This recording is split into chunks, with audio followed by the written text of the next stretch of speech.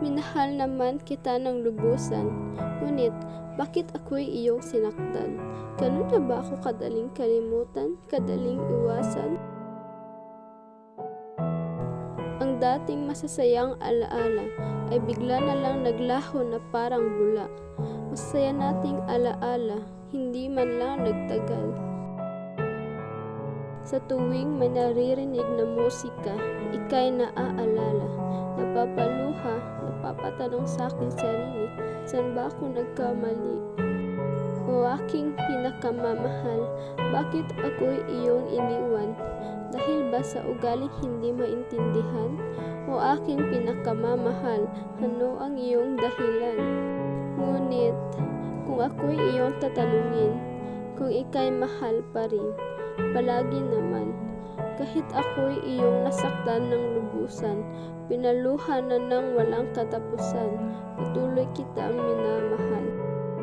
Ngunit, napatanong ako sa aking sarili, ganun mo rin ba kaya ako kamahal o sadyang ako lang? Mukhang hindi mo naman ito nararamdaman dahil ikaw ay isang manhid na nilalang.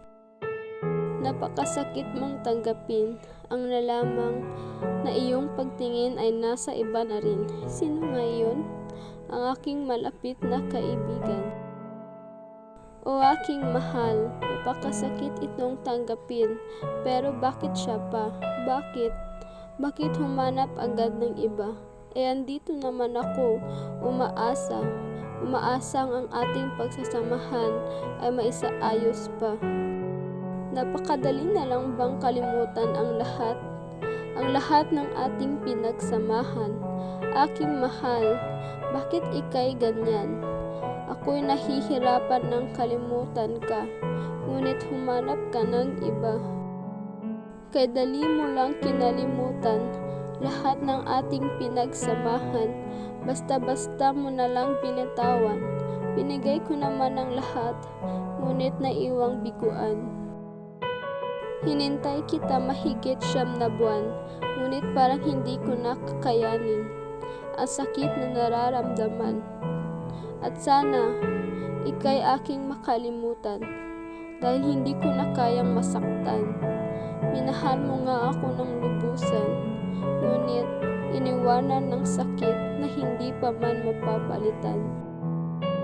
Sana, sa tuwing ika'y nakikita, iba na ang aking pagkilala. Hindi na yung taong aking minahal ng lubusan, ngunit isang estranghero na lamang.